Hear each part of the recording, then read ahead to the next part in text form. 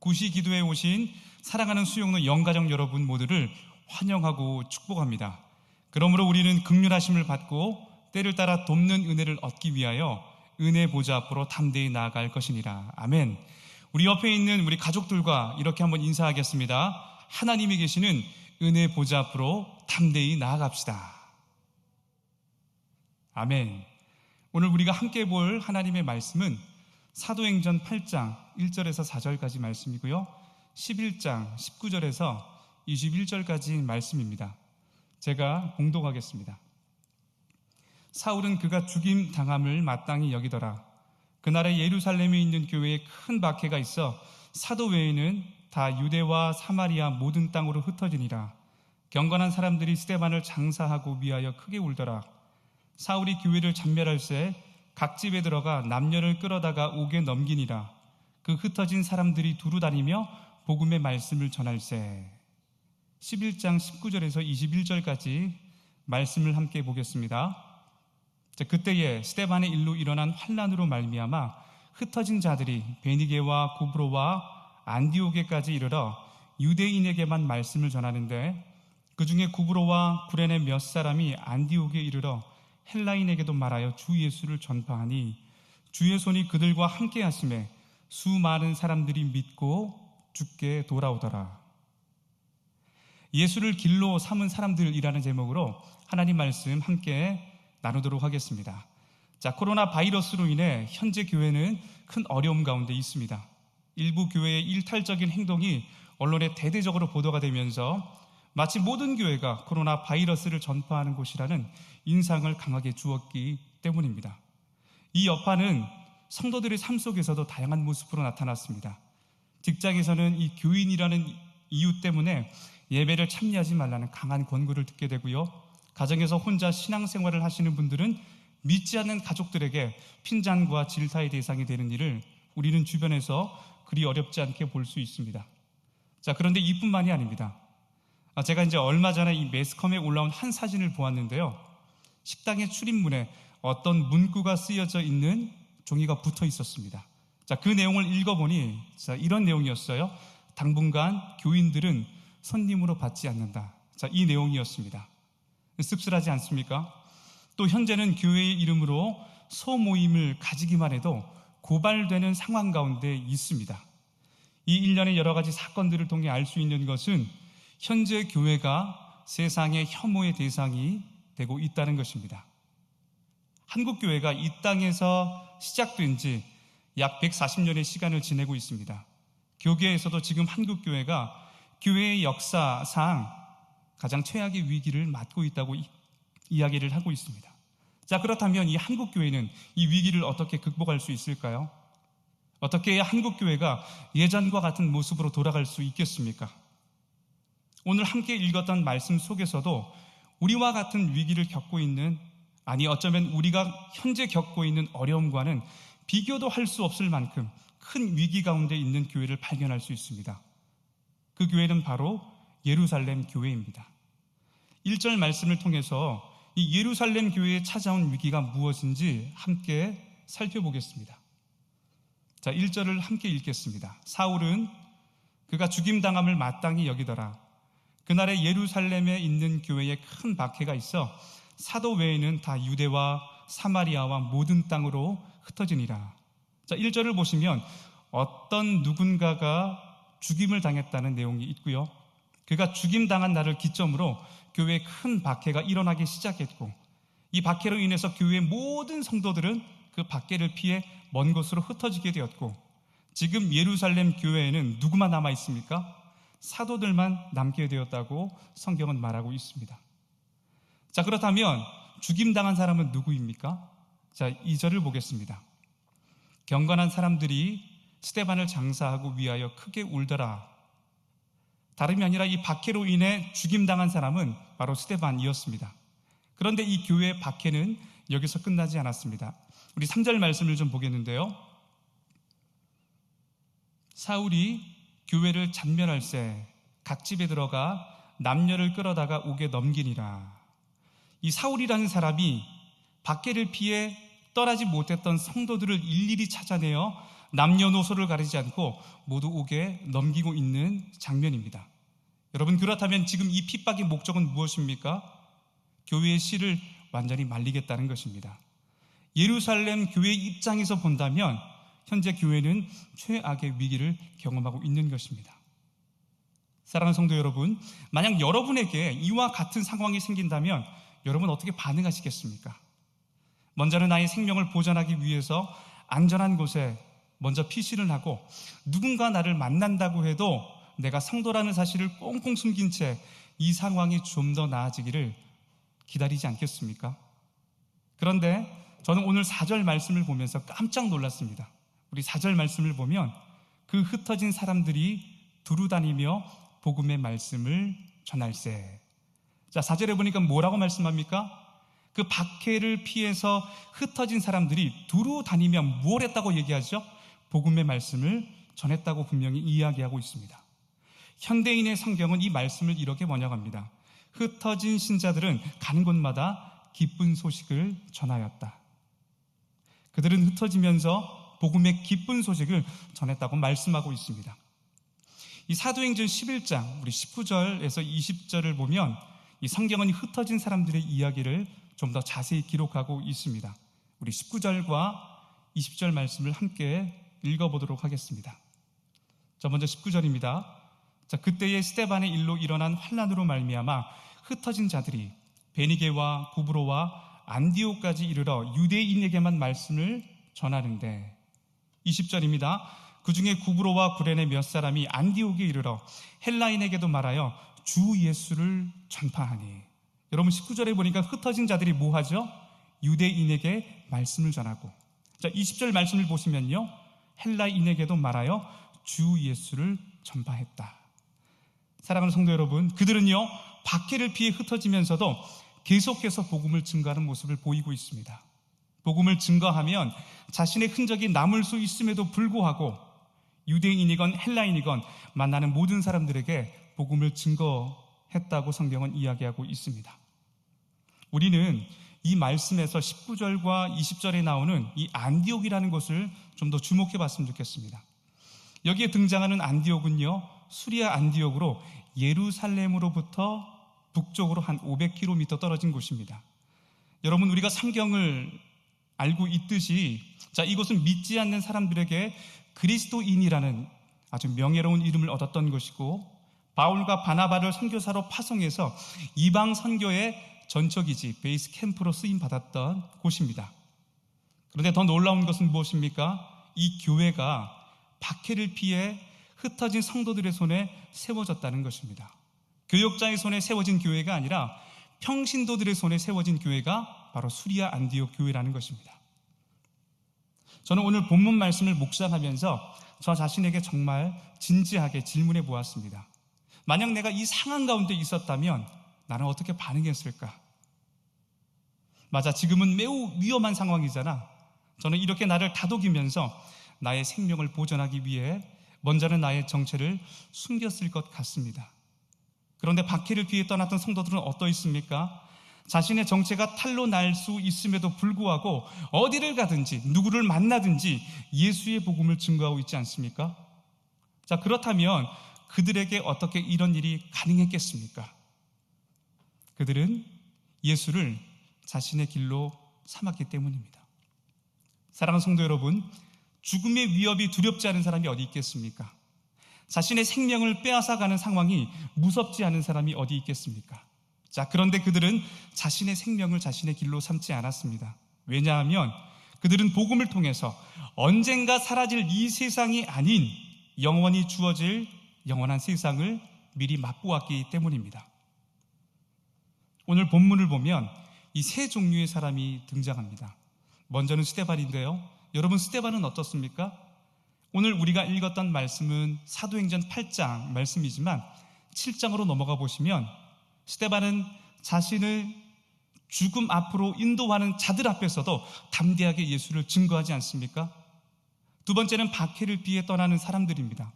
박해를 피해 떠났던 성도들은 어떠했습니까? 우리가 말씀에서 봤던 것처럼 생명의 복음, 그 기쁨의 복음을 증거하지 않습니까? 마지막 세 번째 사람은 감옥에 갇힌 사람들입니다. 성경은 이 감옥에 갇힌 사람들에 대한 특별한 기록을 하고 있지는 않습니다. 그러나 앞에 두 가지 이야기를 가지고 추측해 본다면 그들 역시도 감옥에 갇힌 바울과 실라처럼 예수 그리스도를 증거하는 삶을 살지 않았겠습니까? 사랑하는 성도 여러분, 어떻게 이런 일이 가능합니까? 자신의 생명을 자신의 길로 삼지 않고 예수를 자신의 길로 삼았기 때문입니다. 우리는 필연적으로 좋은 것을 경험하면 누군가 함께 나누고 싶어 합니다. 예를 들어서 좋은 곳에 가면, 좋은 맛집에 가면 우리는 바로바로 사진을 찍어서 SNS에 올리는 모습을 볼 수 있습니다. 좋은 책이나 좋은 영화를 보면 누군가에게 꼭 그 책과 그 영화를 보라고 권하지 않습니까? 여러분, 왜 그렇습니까? 경험을 통해서 그것이 완전히 내 것이 되었기 때문입니다. 흩어진 성도들이 복음을 전하는 모습을 통해서 알 수 있는 사실은 무엇입니까? 그들이 예수의 복음의 능력을 깊게 경험했다는 것입니다. 그렇기에 그들은 자신의 길이 아닌 예수의 길을 선택할 수 있었던 것입니다. 사랑하는 성도 여러분, 여러분은 예수의 복음을 경험하셨습니까? 여러분은 예수를 자신의 길로 삼으셨습니까? 사랑하는 성도 여러분, 어쩌면 교회의 진짜 위기는 코로나가 아닙니다. 교회의 진짜 위기는 성도들이 예수의 복음을 경험하지 못한 것입니다. 사랑하는 성도 여러분, 코로나가 교회의 위기가 결코 아닙니다. 어떤 상황 속에서도 예수를 전하지 못하는 것이 교회의 진짜 위기입니다.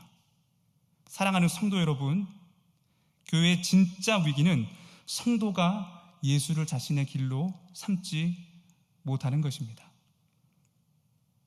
성도 여러분, 여러분은 지금 무엇을 자신의 길로 삼고 있습니까? 여러분 자신입니까? 아니면 예수 그리스도입니까?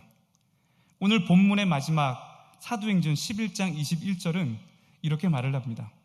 주의 손이 그들과 함께 하심에 수많은 사람들이 주께 돌아오더라. 우리 온라인의 상황이지만 함께 이 말씀을 함께 한번 합독하겠습니다. 주의 손이 그들과 함께 하심에 수많은 사람들이 주께 돌아오더라. 저는 저와 여러분들이 예수를 나의 길로 삼고 주의 권능의 손에 붙들려 생명의 역사를 만들어가는 예수 그리스도의 제자들이 되기를 축복합니다. 오늘 말씀을 기억하면서 예수의 길을 함께 찬양하겠습니다.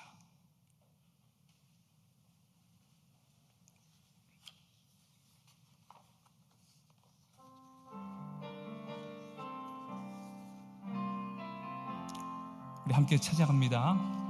안개 속에서 주님을 보네 아무도 없을 것 같던 그곳에서 손 내미셔서 나를 붙드네 길 잃고 쓰러져 가던 그곳에서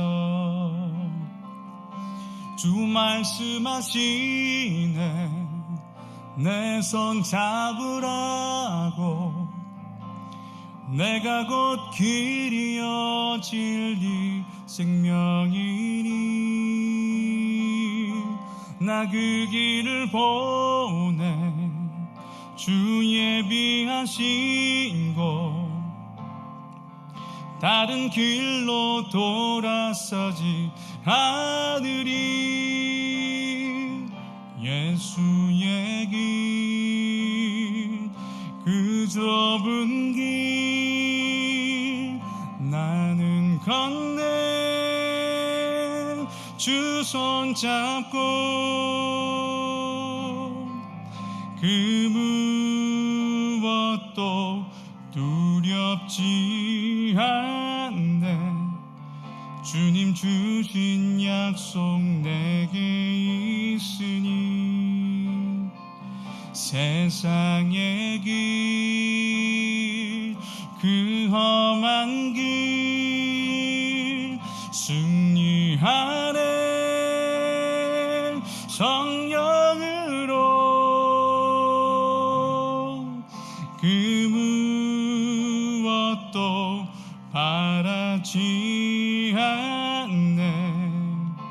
저 하늘에 내 소망. 우리 후렴 한 번 더 찬양합니다.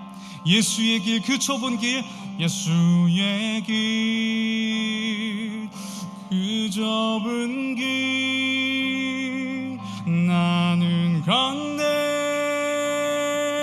주 손 잡고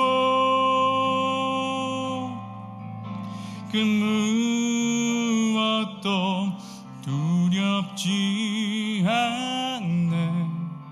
주님 주신 약속 내게 있으니 세상의 길, 그 험한 길 승리하네. 성령으로 그 무엇도 바라지 않네. 저 하늘에 내 소망 있으니. 우리 함께 기도하겠습니다. 우리 먼저 기도하실 때 하나님은 지금도 예수를 나의 길로 삼은 사람들을 통해 생명의 역사를 만들어 가시는 줄 믿습니다. 하나님, 이 시간 우리 수영로 교회 모든 성도들이 예수를 나의 길로 삼고 하나님의 손에 붙들려 코로나 중에도 생명의 역사를 만들어가는 주인공이 될 수 있도록 우리 다 함께 주여 한번 외치며 간절히 기도하겠습니다. 주여, 아버지 하나님, 은혜를 감사를 드립니다. 하나님, 오늘 말씀을 통해서 하나님 예수를 나의 길로 삼을 수 있는 그 은혜의 말씀을 통하여서 하나님 은혜 받게 하신 것 너무나 감사를 드립니다. 하나님, 이 세상 가운데에 참 많은 어려움들이 있습니다. 특별히 코로나 가운데에 우리의 삶이 큰 어려움 가운데 있습니다. 하나님, 교회가 위기 가운데 있습니다. 하나님, 그럼에도 불구하고 하나님 오늘 말씀을 기억하고 하나님 예수 그리스도가 나의 삶의 전부가 되시고 생명이 되시고 능력이 되심을 날마다 고백하는 우리 모두가 될 수 있도록 우리 주님께서 함께하여 주시옵소서. 우리 주님께서 역사하여 주시옵소서. 지금도 우리를 통하여서 생명의 역사를 만들어 가시는 하나님, 그 은혜의 보좌를 날마다 경험할 수 있도록 함께하여 주시옵소서. 수영로 교회 모든 성도들의 가정과 일터와 모든 환경을 주의 손에 맡겨드립니다. 주께서 붙잡아 주시고 코로나 중이지만 생명의 역사를 만들어가는 하나님의 증인들이, 하나님의 능력의 하나님 일꾼들이, 예수 그리스도의 신실한 제자들이 다 될 수 있도록 우리 주님께서 함께하여 주시옵소서. 우리 주님께서 역사하여 주시옵소서. 하나님, 우리에게 능력 더하여 주시고 성령의 충만 부어주셔서 오늘도 주 예수 그리스도 안에 생명이 있음을 믿고 하나님 믿음으로 담대하게 살아갈 수 있는 하나님의 백성들이 다 될 수 있도록 우리 주님께서 함께하여 주시옵소서. 우리 주님께서 역사하여 주시옵소서.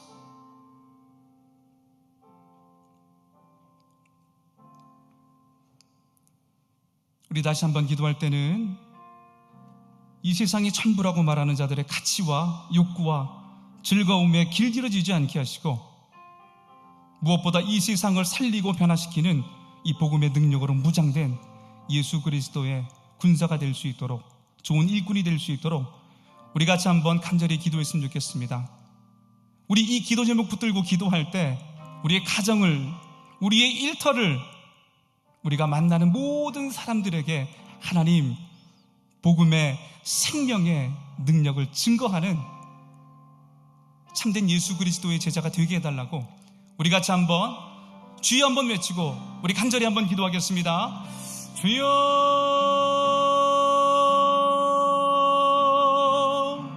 하나님 은혜를 감사를 드립니다. 하나님, 이 세상이 전부라고 말하는 자들의 가치와 욕구와 즐거움에 하나님 중독되어 있지 않습니까? 하나님, 무엇 때문에 우리가 멈춰져 있습니까? 하나님, 무엇을 두려워하고 있습니까? 하나님, 무엇을 염려하고 있습니까?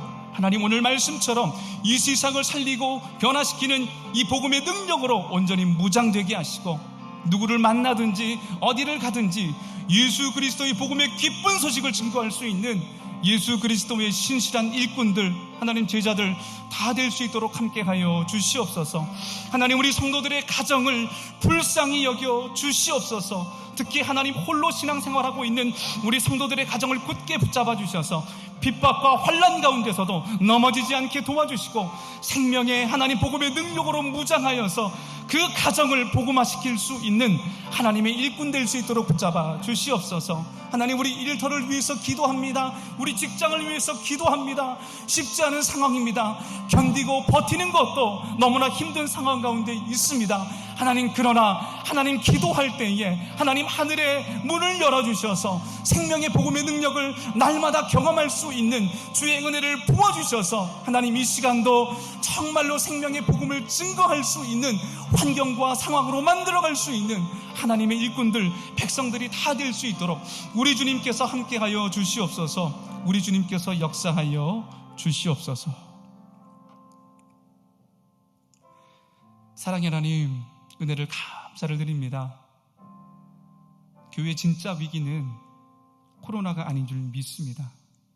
교회의 진짜 위기는 생명의 복음을 경험하지 못한 것, 그 복음을 증거하지 못한 것, 그 복음을 세상 가운데 나누지 못하는 바로 우리 자신들이 가장 큰 위기라는 것을 깨닫게 도와 주시옵소서.